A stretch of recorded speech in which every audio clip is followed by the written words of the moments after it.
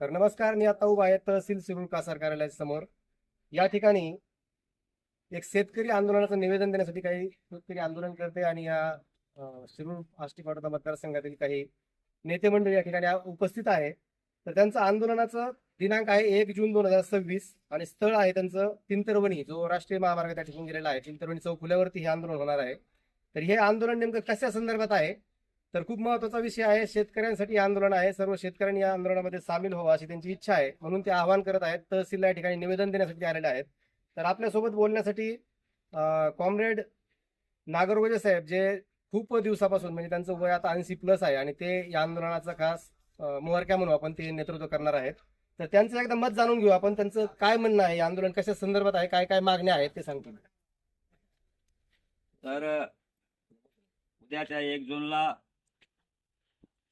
1 जून 2026 सकाळी ठीक 6 वाजता बरोबर तिंतरवणी चौफुल्यावर शेतकऱ्याच्या प्रश्नावर हे आंदोलन असून शेतकऱ्याच्या अत्यंत महत्त्वाच्या मागण्या आहेत. त्यातली पहिली मागणी, शिरूर तालुक्यात 2025ची अतिवृष्टीची नुकसान अद्यापपर्यंत मिळाली नाही, ती नुकसान भरपाई मिळाली पाहिजे. हा मुद्दा नंबर 1चा भाग आहे. मुद्दा नंबर 2, ज्या अर्थी नुकसान भरपाई दिली नाही त्या अर्थी 2025चा खरीप पीक विमा शासनाकडे आणि विमा कंपनीकडे थकीत आहे, तो एक मुद्दा आहे.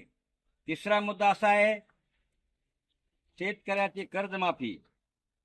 या युतीच्या सरकारनं निवडणुकीच्या वेळेस जाहीरनाम्यामध्ये शेतकऱ्याचं कर्ज माफ करू, शेतकऱ्याचा उतारा कोरा करू असं म्हटले, परंतु कालच्याला जे विधानसभेचं अधिवेशन झालं त्याच्या शेवटच्या दिवशी अर्थसंकल्पीय जाहीर करताना त्यांनी कर्जमाफीची घोषणा केली, पण ती कर्जमाफीची घोषणा ही फसवी कर्जमाफीची घोषणा आहे.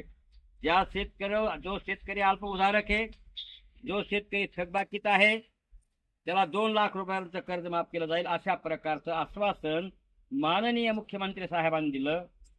परंतु एकीकडे ते उतारा कोरा करू म्हटलं विधानसभेच्या निवडणुकीमध्ये, आणि आता असं बोलतात की शेतकऱ्याला अटी लादतायत. अल्पभूधारक पाहिजे, थकबाकीत पाहिजे, तो थकबाकीत आला पाहिजे, म्हणजे 2-3 अटीचे निकष लावल्यामुळं ही जी कर्जमाफी आहे ही फसवी कर्जमाफी आहे. आणि 2-4-5 दिवसापूर्वी मुख्यमंत्री साहेब असं म्हटले की आता हे कर्जमाफ सध्याला करता येत नाही, कारण स्थानिक स्वराज्य संस्थेच्या निवडणुका आहेत आणि स्थानिक स्वराज्य निवडणुका असल्यामुळे ही आचारसंहिता लागू आहे आणि आचारसंहिता लागू असल्यामुळं कर्ज माफ करता येत नाही. हा तिसरा मुद्दा आहे. चौथा मुद्दा, प्रचंड असं डिझेल पेट्रोलचे दर, गॅसचे दर प्रचंड वाढलेत. गेल्या 8 दिवसामध्ये 4 वेळेस म्हणजे दर वाढलाय.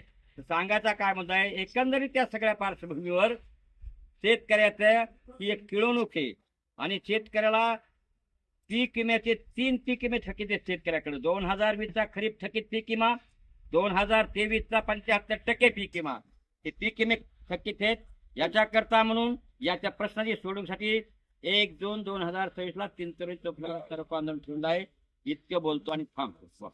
यानंतर आपल्या शिरूर तालुक्याचे वेळोवेळी खास जनतेच्या प्रश्नासाठी रस्त्यावर उतरणारे नेते आहेत, शिवसेनेचे नेते आहेत. ते सोपान काका मोरे या आंदोलनाची दिशा सांगणार आहेत आणि शेतकऱ्यांना आवाहन करणार आहेत. त्यांचं देखील म्हणणं आपण ऐकून घेऊ. जय महाराष्ट्र. मी शिवसेना उद्धवजी बाळासाहेब ठाकरे या पक्षाचा तालुका प्रमुख शिरूर कासार.